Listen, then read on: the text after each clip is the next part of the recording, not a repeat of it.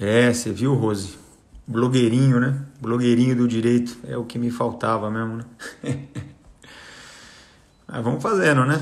Enquanto a gente tem tempo aí, o pessoal tá nessa época de isolamento social, esperando. É sempre bom, né? Ajuda aí o pessoal. Ajuda no estudo.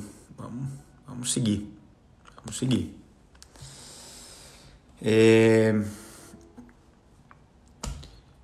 Vocês já devem ter acompanhado, né, que a gente já está agora na nossa quarta live, é o nosso capítulo 4, né, do Manual de Direito Processual Civil, e as lives anteriores elas estão ficando gravadas na página do YouTube da editora Juspodium, né? Então, quem não conseguiu assistir alguma das lives passadas, vai estar disponível lá no site da editora, né?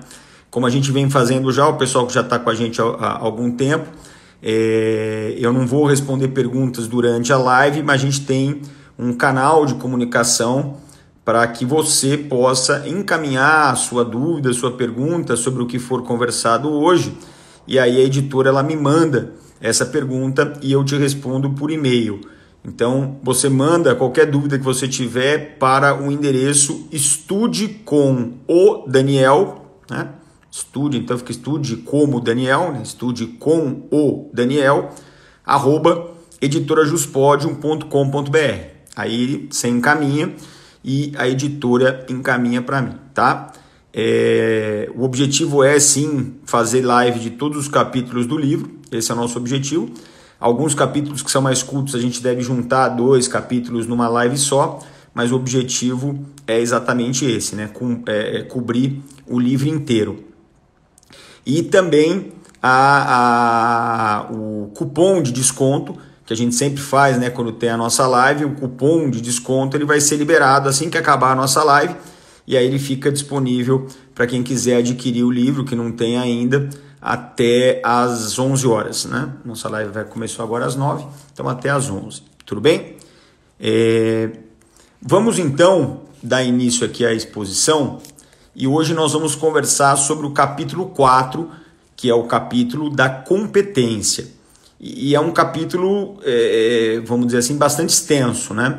A competência é um tema que me agrada muito. Eu tenho um livro sobre competência no processo civil, especificamente só sobre competência, que inclusive eu tenho que refazer para lançar uma edição mais atualizada, porque a última edição ainda é na vigência do Código de 73, mas de qualquer maneira é muito volume de informação, né? Então acho que hoje essa questão do estudo direcionado ele vai ser bastante importante, porque é um capítulo muito extenso.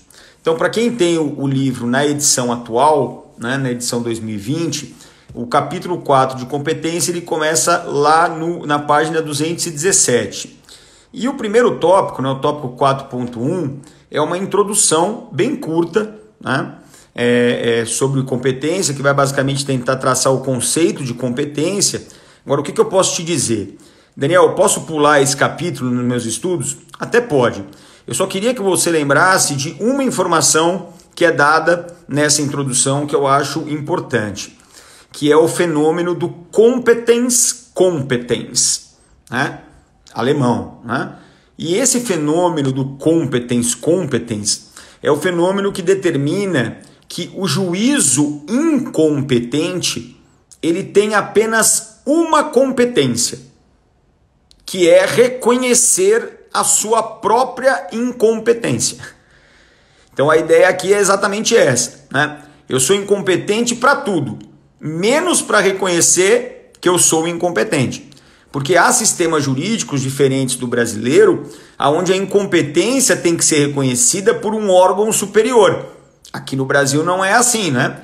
Aqui no Brasil é o próprio juízo que analisa a questão da competência e, se for o caso, se declara incompetente, ok? E isso tem o nome de competens.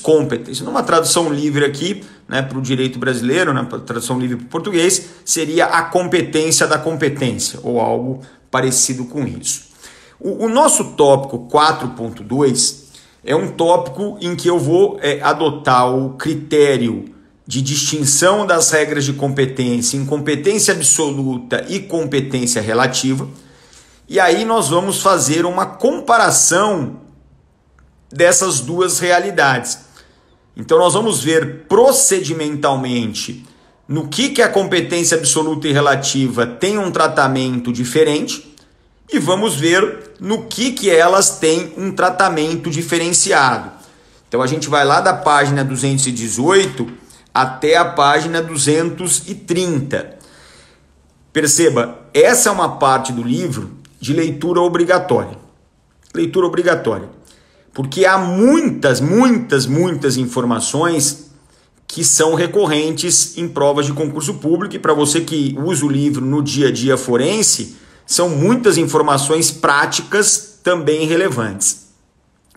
Você não vai falar nada, Daniel, desse capítulo? Então, não vou falar nada, porque como a gente tem feito desde que começamos esse projeto, esse capítulo aqui eu tirei para gravar aquele curso 0800, aquele curso de graça para você das 10 dicas, né?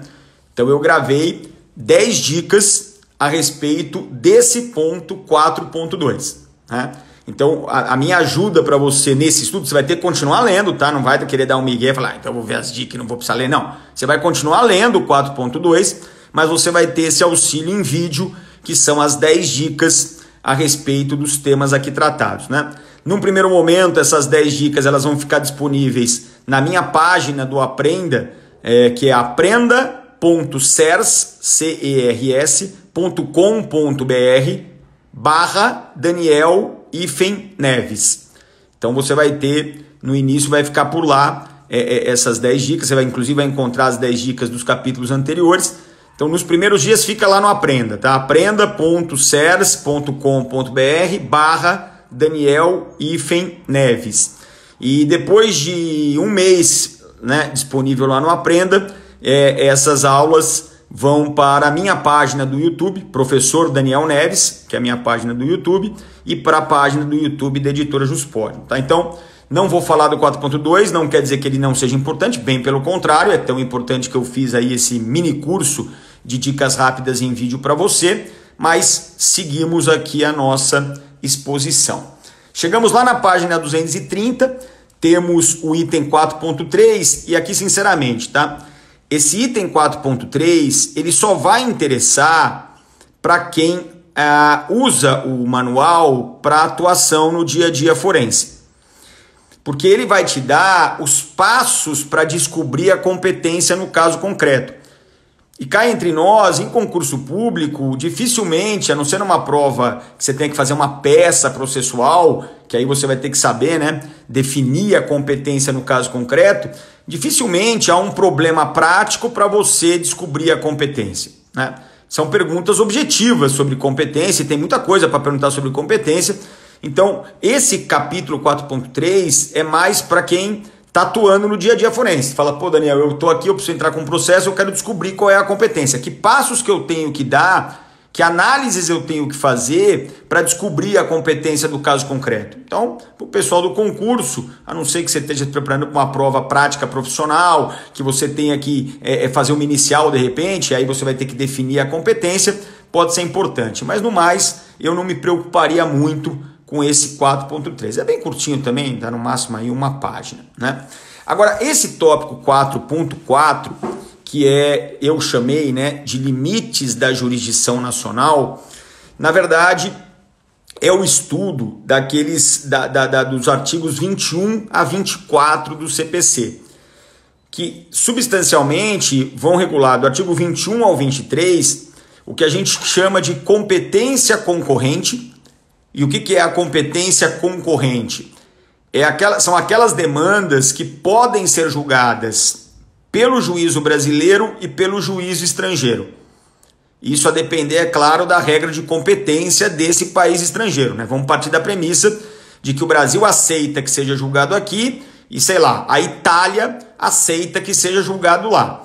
E aí nós estamos dizendo que, como há uma competência concorrente Brasil e Itália, o direito brasileiro vai aceitar uma decisão estrangeira italiana a respeito daquele tema. Quando eu digo que o direito brasileiro vai aceitar, a decisão estrangeira, significa que ela vai ser, quer dizer, se ela vai ou não, vai depender de uma série de fatores, mas que abstratamente ela vai ser homologada pelo STJ.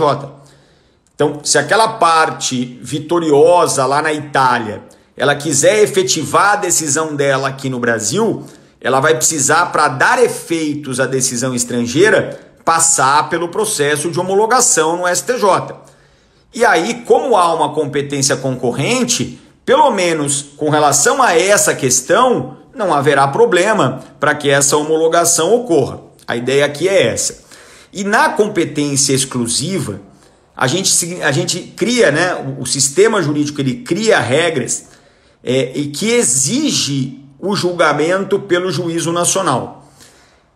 Obviamente que por uma questão de soberania, o direito brasileiro ele não pode proibir um país estrangeiro de julgar a demanda. É óbvio que não. Então perceba, eu digo aqui, ó, vou te dar uma regra.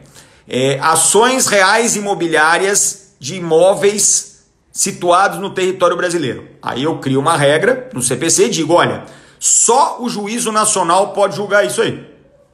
Beleza.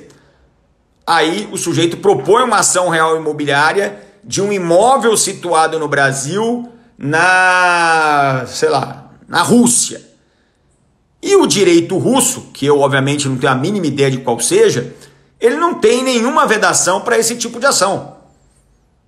E aí alguém vai dizer, mas o CPC brasileiro, ele diz que é só o juiz brasileiro que pode julgar. O juiz russo vai dar risada. Fala, eu quero que você dane o CPC brasileiro. O CPC brasileiro não me regulamenta.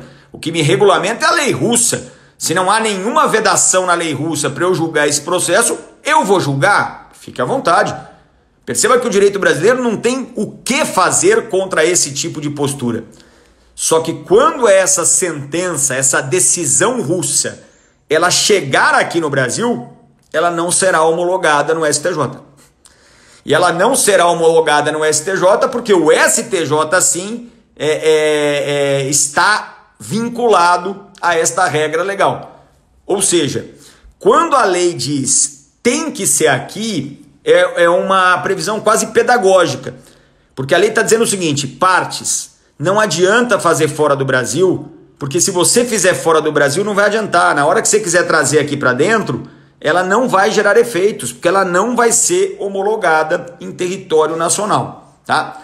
E ao final desse capítulo 4, que é o item 4.4.3, eu faço uma análise do artigo 24, começando por fazer uma crítica sobre a nomenclatura, né, a forma como está redigido o artigo 24, mas eu acho que o principal desse tópico é te explicar que é possível na competência concorrente que você tenha a concomitância de processos no Brasil e no exterior com a mesma ação. Porque perceba, se você tem esse fenômeno dentro do Brasil, vamos chamá-lo de litispendência, como o dispositivo chama, nós teremos a extinção de um dos processos. Tá? Agora, quando você tem dois processos com a mesma ação, um no exterior e um no Brasil, como é que eu vou extinguir um deles? Quer dizer, o juiz brasileiro vai mandar um ofício lá para o juiz espanhol, mandando ele extinguir o processo dele porque já tem um processo igual aqui? Ou é o juiz espanhol que vai mandar o juiz brasileiro extinguir? Você percebe que por uma questão de soberania, ninguém manda em ninguém. Então, se eu tiver dois processos, um na Espanha e um no Brasil, exatamente idênticos, com a mesma ação, nenhum deles vai ser extinto. Eles vão tramitar. E aí vai ser interessante pelo seguinte, na hora que acabar esse processo estrangeiro, vai vir a decisão para ser homologada pelo STJ. Tá? Se essa ação nacional já tiver transitado em julgado, a decisão não é homologada pelo STJ. Porque homologar essa decisão no STJ seria violar a coisa julgada material. Agora, se vem a decisão estrangeira e essa ação nacional está em trâmite, e a decisão é homologada, e essa homologação transita em julgado, essa ação nacional que estava em trâmite, ela é extinta imediatamente. em que momento ela tiver. Por quê, Daniel? Em respeito à coisa julgada, formada na homologação da sentença estrangeira. Então é algo que eu já vivi uma vez na minha experiência profissional, e foi algo bastante singular, para dizer o mínimo, que eu tinha um processo nacional e que eu tinha uma esperança de ganhar, e tinha um processo estrangeiro que eu já tinha perdido. Eu não, meu cliente, né? Então aí a parte contrária trouxe aqui para homologar e acabou sendo o quê? Uma corrida. Porque eu sabia que se eu conseguisse o trânsito em julgado antes aqui, né, eu teria uma chance de ganhar. Agora, se transitasse em julgado a decisão da homologação aqui, eu com certeza perderia. E a parte contrária também sabia disso. Então, basicamente, cada uma tentou levar ao máximo a existência desses processos em trâmite aqui no território nacional. Eu fiz com que a homologação durasse o máximo possível, enquanto a parte contrária fazia com que a ação nacional demorasse o máximo possível, porque a gente sabia que o primeiro trânsito em julgado obtido geraria consequências na outra demanda, tá? Bom, chegamos aqui no tópico 4.5, e esse aqui é um tópico também classificatório, porque o que vai acontecer aqui? Nós vamos pegar aquelas 5 espécies de competência que o próprio código nos fornece. Então nós vamos pegar a competência territorial, valor da causa, funcional, matéria e pessoa, e eu vou analisar cada uma dessas espécies de competência nesse capítulo 4.5. É um capítulo, né, aqui imagino eu que ao lado do 4.2 é aquele capítulo top, né, diamante. É o capítulo que é extenso, mas que você não tem como escapar da leitura. Porque se você não compreender as espécies de competência e as regras que estão associadas a elas, vai ser difícil você se considerar preparado para uma prova, né, no tema da competência, e também para atuar no dia a dia forense. É algo que você precisa naturalmente conhecer, né? Então eu começo aqui no tópico 4.5.1 falando da competência territorial. E aí o que eu falo, né, sobre a competência territorial, que é a competência do foro? Eu vou pegar o CPC. Então o CPC ele começa lá no artigo 46, prevendo o que a gente chama de foro comum, que é o foro do domicílio do réu. E a partir do artigo 47, o que nós vamos encontrar são as regras de foro especial. Então, num primeiro momento é importante você entender que chamar o foro de especial é só, na verdade, querer dizer que ele não é comum. Tá? Então não é um especial para valer, né? Especial é diferente de comum, é só isso. Então, o que nós vamos ter aqui? Uma regra geral, que é o foro comum, e aí por diversas razões, a presença de incapaz, a presença de pessoa jurídica de direito público, a questão de alimentos, por várias razões a gente vai poder ter uma outra regra que não essa de domicílio do réu. Então pode ser domicílio do autor, pode ser local do ato ou fato, pode ser o local da coisa. E aí a gente vai fazendo aqui no manual uma análise artigo por artigo, né? No melhor estilo CPC comentado. Eu sei que a gente não tem esse projeto Estude com o Autor para o meu outro livro aí da Juspódio, que é o CPC comentado, tá? Mas temos, né, o livro CPC comentado, artigo por artigo, e é basicamente o que a gente vai fazendo no decorrer desse tópico 4.5.1, que é o da competência territorial. E aí eu queria, na verdade, chamar a sua atenção para o tópico 4.5.1.2. E esse tópico 4.5.1.2 você vai estudar em conjunto com o tópico 4.5.2.2.1. Porque nesse tópico aqui eu vou falar do artigo 47 do CPC. Lá para frente, no tópico 4.5.2.2.1, eu vou mencionar esse dispositivo, não vou comentar de novo, porque ele já foi comentado, e vou falar também do artigo 2º da Lei de Ação Civil Pública. E o que esses dois artigos, Daniel, eles têm em comum? Então, esses dois artigos, eles prevêem uma competência de foro, de local.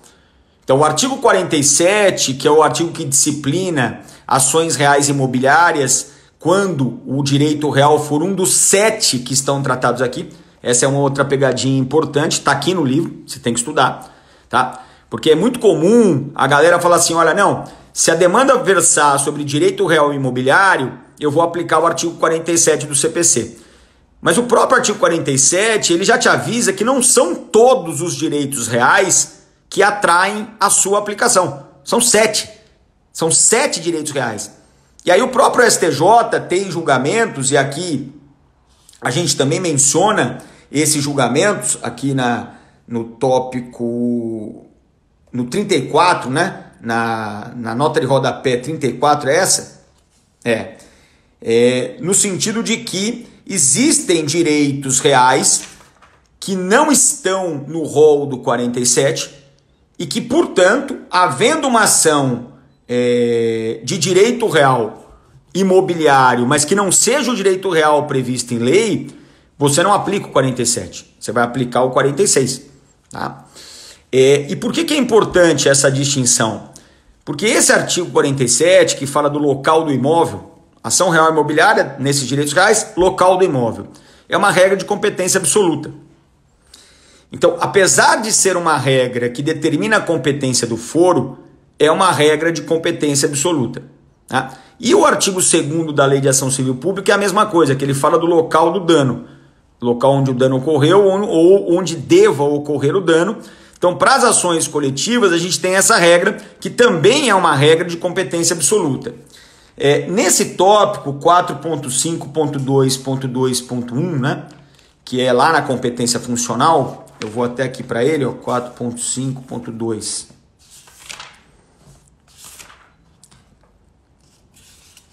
Ponto 1 e ponto 2, eu vou tratar nesse tópico, está na página 250, para quem tem o livro atual, se quiser ir para lá, página 250. Eu vou tratar nessa página 250 da discussão doutrinária, né, a respeito dessas competências serem funcionais, e aí, portanto, absolutas, né, como entende o Nery, como entende o Fuchs, ou se, na verdade, elas são competências territoriais, mas excepcionalmente absolutas, como entende o Dinamarco, por exemplo, e eu também entendo que assim o é. De qualquer maneira, é uma divergência doutrinária, eu trabalho aqui ela para vocês, tá? Porque aí se cai numa prova, que você tem que dizer se é absoluto. Eu acho uma inutilidade ficar discutindo isso, porque pragmaticamente o que importa saber é que ela é absoluta. São regras de competência. Primeiro, de competência do foro. Segundo, competência absoluta. Então, se ela é competência funcional, e aí sempre será absoluta, ou se ela é uma competência territorial, mas excepcionalmente absoluta, não sei, não vejo muita utilidade nessa discussão. Mas, de qualquer maneira, há uma indicação nesse sentido, né? Eu faço aqui, a partir do tópico 4.5.5, uma análise da competência pelo valor da causa mais concentrada em juizados especiais. Você vai perceber que, então, eu falo do juizado especial estadual da Lei 9.099 de 95, depois falo do juizado especial da Lei 10.259 de 2001 e falo também do juizado especial da Fazenda Pública 12.153. E juizado especial, perceba, sempre está em edital de prova. A maioria absoluta das provas aparece o juizado especial e, obviamente, esse sendo um manual de processo civil, quando eu posso, eu menciono alguma coisa do juizado, né? Mas não é uma obra voltada a juizados especiais. Então, todas essas informações de juizados especiais que estão espalhadas pelo manual, eu vou sempre chamar a sua atenção para elas, você deve absorver, você deve levar em consideração, porque invariavelmente o juizado especial é tema da sua prova, tá? Algumas provas estaduais ainda têm a decência de não pedir, por exemplo, o juizado especial federal. E algumas provas, né, de carreiras federais têm a decência de pedir só o juizado especial federal. Tem todo o sentido do mundo, né? Você vai prestar uma magistratura federal, você nunca vai, né, trabalhar com o Juizado Especial Estadual nem da Fazenda Pública, né? Então, às vezes, há uma coerência na prova, às vezes, né? E aí você vai lá, claro, né? A primeira missão de qualquer candidato a concurso público é ler o edital, estudar o edital e ver o que vai ser pedido ou não para você selecionar o seu estudo, tá? Eu falo bastante aqui no valor da causa dos juizados especiais, porque hoje, né? Hoje, se você parar para pensar, o valor da causa para definir competência, que é o tema que a gente está trabalhando agora, ele só vai ter relevância em duas situações. A primeira é fixação de competência de juizado especial ou da justiça comum, né? E aí a gente tem até aquela diferença, por isso que eu fiz questão de setorizar em tópicos os juizados, porque o juizado especial estadual tem alçada de 40 salários mínimos. O juizado especial federal e da Fazenda Pública, a alçada de 60 salários mínimos, né? O juizado especial estadual é optativo. Então, mesmo que haja a competência do juizado especial estadual, se o autor quiser propor a demanda na justiça comum, ele pode. E isso não é uma realidade no juizado especial federal e da Fazenda Pública, nos quais a sua competência é absoluta. Você não tem opção. Se a sua causa for de competência do juizado especial federal ou juizado especial da Fazenda Pública, você é obrigado a propor ação no juizado especial. Você não pode ir para a justiça comum. E isso vai te mostrar claramente, e é isso que eu desenvolvo no capítulo, que aquela informação que o CPC te dá, de que a competência pelo valor da causa é uma competência relativa, ela nem sempre é verdadeira. Eu deixo bem claro que nesses casos aí do juizado especial federal e da Fazenda Pública é mentira. A competência pelo valor da causa é absoluta. E assim ela é tratada no dia a dia forense. Então acho que é um capítulo interessante para ler. Todo esse 4.5, né? Vamos ser sinceros, eu selecionei como daqueles diamantes, né? Que a gente chama, quer dizer, o top do capítulo. Então esses itens, esses tópicos, esses são de estudo obrigatório, tá? O 4.6... ele trata da competência da Justiça Federal.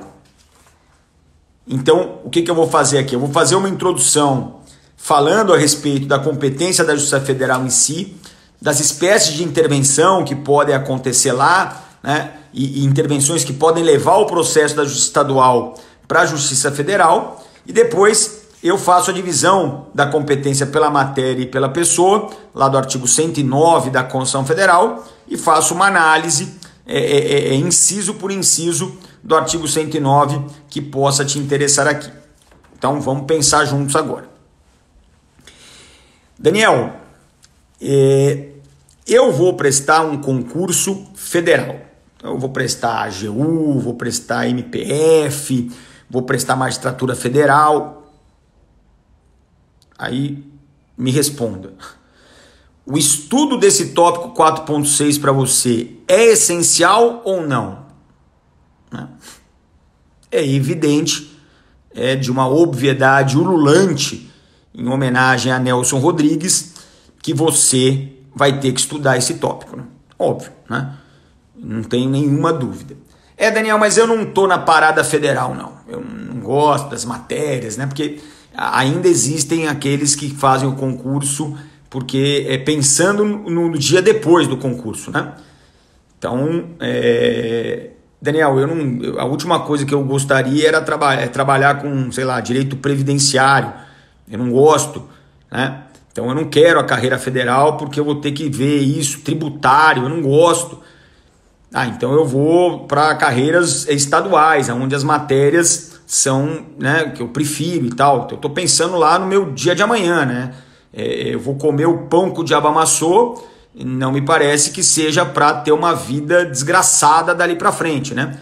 Quer dizer, então, em tese, a desgraça acaba quando você é aprovado no concurso. Agora, se você é aprovado num concurso para uma carreira que você não gosta, aí a sua desgraça ela vai ser eterna, né? E não vejo muito como você consiga sobreviver com o mínimo de racionalidade, vivendo numa desgraça eterna. Então eu falei, não, Daniel, carreira federal, esquece. Carreira federal, tô fora. eu só presto estadual, MP, magistratura, ou só defensoria estadual e tal. Bom, para você que presta concursos estaduais, vamos ser sinceros, esse tópico não é essencial, né? Não é essencial por quê?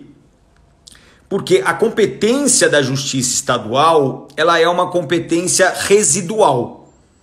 Então, como é que funciona? Primeiro a gente faz uma peneirada para descobrir o que é da competência das chamadas justiças especializadas. Então a gente vai analisar a matéria e vamos ver se isso cai, artigo 114, 121 e 125 da Constituição Federal, para a justiça do trabalho eleitoral ou militar. Então o que for da justiça especializada você tira. Aí sobra um monte de matérias. E aí você faz uma segunda peneiragem, agora já pela matéria e pela pessoa, e vai ter a competência da Justiça Federal. E tudo aquilo que sobrar, e sobra coisa pra diabo, tudo aquilo que sobrar será a competência da Justiça Estadual. Então, como a competência da Justiça Estadual ela é residual, é claro que você pode ser chamado numa prova, né, de carreira estadual a trabalhar essa residualidade para descobrir se a competência seria da Justiça Estadual ou não. Eu não vou descartar essa possibilidade por completo. Mas a experiência mostra que quando se quer fazer uma pergunta de competência da Justiça Estadual ou federal, invariavelmente essa questão é associada a concursos federais. Então, se você vai prestar um concurso estadual, eu não colocaria esse tópico 4.6 como prioridade. Eu colocaria ele naquela segunda categoria, né? Então eu tento sempre colocar o capítulo em 3 categorias, né? O essencial, o importante e o só se der, né? Aquele, não vou dizer que é supérfluo, porque se fosse supérfluo não estaria nem no livro, né? Eu já teria cortado há muito tempo, mas o essencial, o importante e o menos importante, vamos chamar assim, na falta de melhor nome, tá? Então ficamos assim. Chegamos no tópico 4.7 e o 4.7 ele acaba sendo o terceiro tópico essencial do nosso capítulo. E há dentro dele até, né, momentos mais importantes do que outros. Por que eu digo isso? Porque quando eu trato aqui da prorrogação de competência, eu vou fazer aquela distinção, a doutrina invariavelmente faz, tá? Então eu sigo o mesmo caminho, que é fazer análise da prorrogação. Primeiro a prorrogação, as hipóteses de prorrogação legal e depois as hipóteses de prorrogação convencional.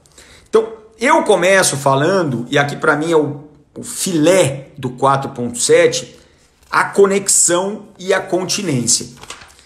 Então imagina que no livro atual, é o tópico 4.7, quer dizer, no livro atual não, todas as edições, é o tópico 4.7.2.1, ok? Conexão e continência. No livro atual, está na página 266 e nós vamos até a página 273. Então, bastante coisa que eu acabo falando, né? E aqui eu acho importante, né? Por quê? Porque, primeiro, o artigo 55 do CPC, que é o que prevê a conexão, ele teve uma mudança com o Código 2015, né? Esclareceu, né, que aquele identidade de objeto, na verdade, era identidade de pedido, então as coisas ficaram mais claras hoje. Quer dizer, conexão é identidade de pedido ou de causa de pedir, né? Então a gente acaba tendo aqui um esclarecimento, vamos dizer assim, nesse sentido. O artigo 55, nos seus parágrafos, acaba prevendo hipóteses específicas de conexão, que são trabalhadas aqui no livro, mas o essencial, a grande novidade, e isso é bem trabalhado aqui no tópico, é o artigo 55, parágrafo 3º do CPC. Porque o que o artigo 55, parágrafo 3º do CPC ele vai fazer? Ele vai pegar um efeito da conexão, então ele trabalha com o efeito da conexão, mesmo para aquelas hipóteses em que não há conexão. Então ele mesmo reconhece, ele já começa falando assim, mesmo as ações não sendo conexas, então ele mesmo sabe que você tem processos em trâmite que não têm a mesma causa de pedir e não têm o mesmo pedido. Mas ainda assim, será possível a sua reunião. Por quê? Porque há um risco de prolação de decisões conflitantes ou contraditórias. Então, havendo esse risco de decisões conflitantes ou contraditórias, ainda que as ações não sejam conexas, será possível a reunião dos processos. Então, hoje a gente acaba trabalhando com 3 causas de possível reunião: a conexão, essa hipótese do artigo 55, parágrafo 3º, e a continência. E com relação à continência, nós tivemos uma novidade muito interessante, está lá no artigo 57 do CPC, que é passar a admitir que a continência não só gere a reunião dos processos, mas que também possa gerar a extinção de processo. E tudo aqui vai depender do juízo prevento. E aí eu falo, né, a prevenção é o próximo tópico, é o tópico 4.8. A gente vai trabalhar a definição do juízo prevento. Mas aqui é interessante, né, na continência, por quê? Porque eu tenho aquela... Lembra o que é continência? Continência, eu tenho 2 ações, elas têm as mesmas partes, elas têm a mesma causa de pedido, mas o pedido de uma ação, por ser mais amplo, ele contém, ele engloba o pedido da outra. Então imagina assim, eu tenho 2 demandas, uma pede a condenação do réu a pagar uma prestação do contrato.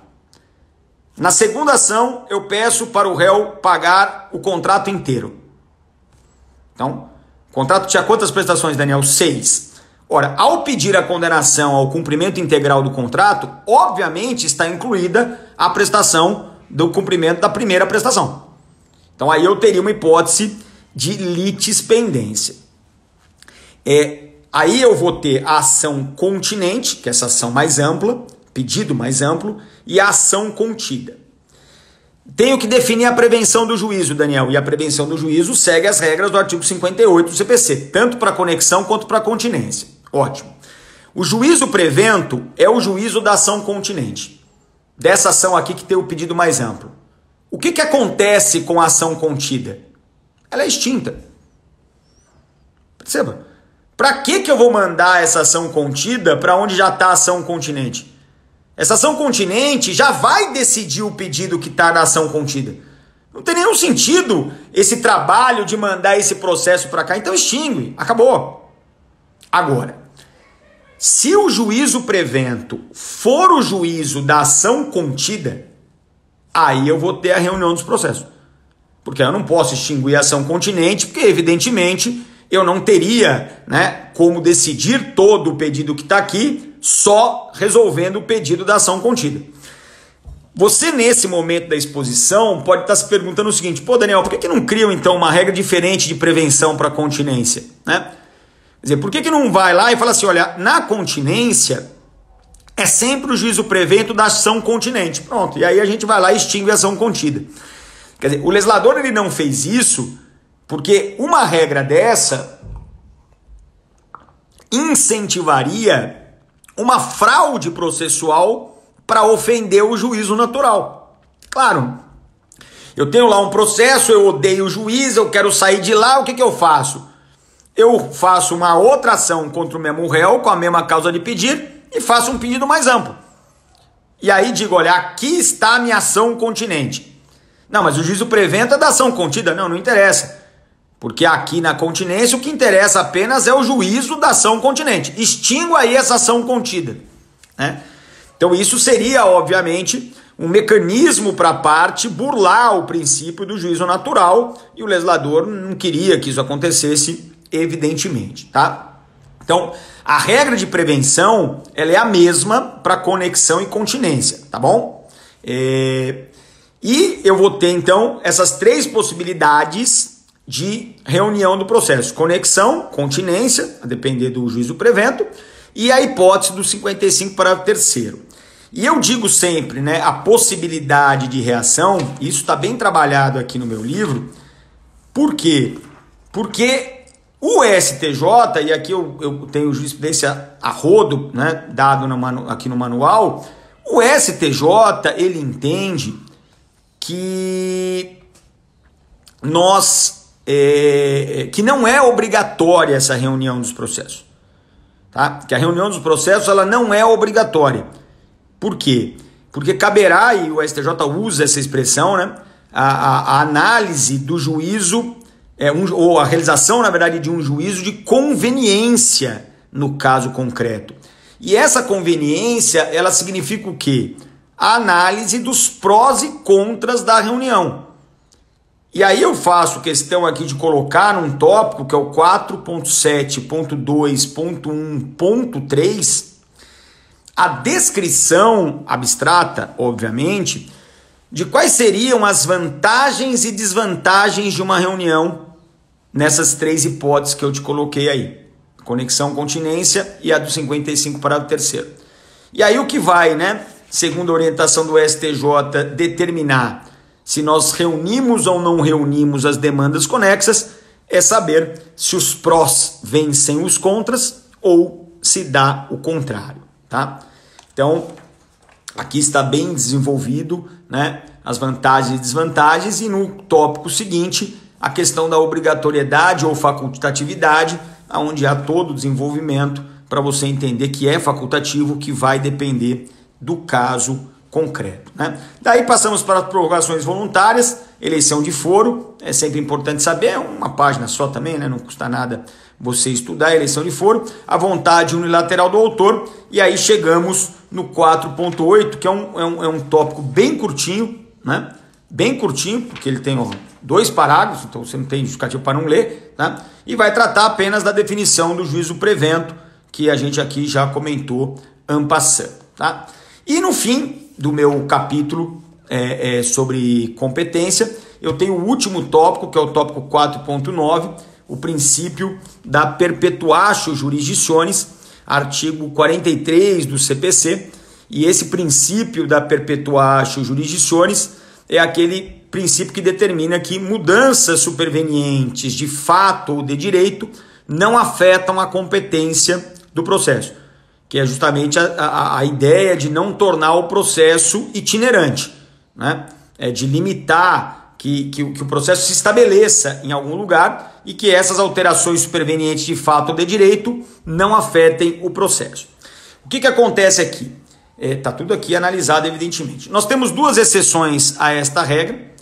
Então, qualquer circunstância superveniente de fato ou de direito que altere a competência absoluta, ela imediatamente será aplicável ao caso concreto, né? Então imagina que você, por exemplo, propõe uma demanda contra o Banco Itaú e o Bacen. Por conta da presença do Bacen no polo passivo, você vai propor esta demanda na Justiça Federal. Eis que o juiz exclui o Bacen do processo por ilegitimidade de parte.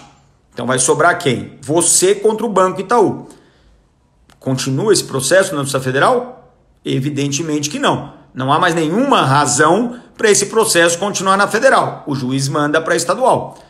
Então perceba, é um fato superveniente, que foi a exclusão do Bacen do processo, que torna aquela justiça incompetente e que terá aplicabilidade imediata. Esse é um fato, ou pode ser uma regra de direito, né? Então imagina que durante o teu processo, ele está em trâmite na justiça estadual, e aí vem uma emenda constitucional e cria mais uma hipótese no artigo 109 de competência da federal. E aí você vai para a Justiça Federal por essa superveniência legislativa. Então, mudou a competência absoluta, né? Seja pela matéria, seja pela pessoa, durante o processo, a incidência é imediata. E a outra exceção, essa aí é tão óbvia que até dói falar, né? Mas vamos falar, que é a extinção do órgão jurisdicional. Então é óbvio que se o teu processo está em trâmite num órgão jurisdicional que é extinto, o teu processo vai ter que ir para outro órgão jurisdicional, né? Ele não vai ser extinto junto com o órgão. Então aí também a gente vai trabalhar com exceção. E aqui é importante, olha,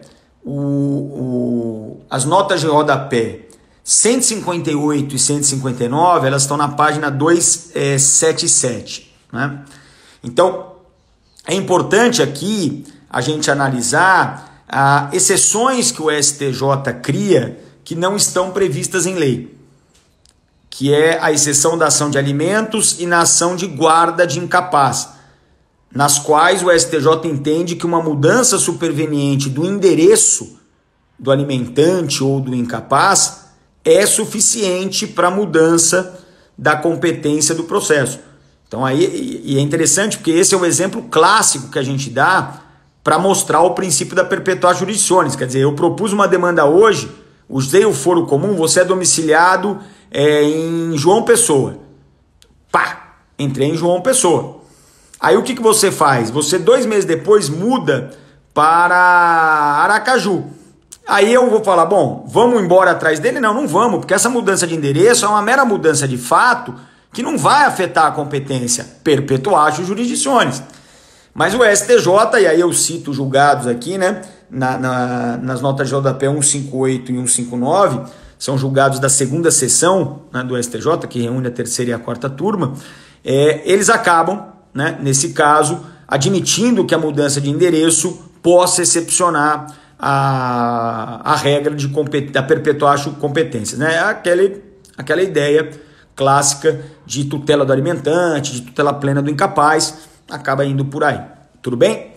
Bom, então para aqueles que estão me assistindo agora, né, ao vivo, nessa nossa live, lembra que se você tiver alguma dúvida sobre o que a gente conversou aqui na live, estude com o Daniel, @editorajuspodium.com.br, manda a pergunta para lá, a pergunta chega para mim, eu vou, tá, fazer a resposta, já respondi alunos que mandaram a pergunta lá pela editora, e a partir de agora eu vou colocar agora aqui já, né, o card, né, sei lá se é assim que chama, bom, o desconto, né? O código do desconto, a gente vai até às 11 horas, então só para você que está me assistindo ao vivo, naturalmente, este card vai valer. E tem outra, hein? A editora Juspodium, hoje, dia 16, né, de abril, ela está fazendo, ela vai agora aparentemente fazer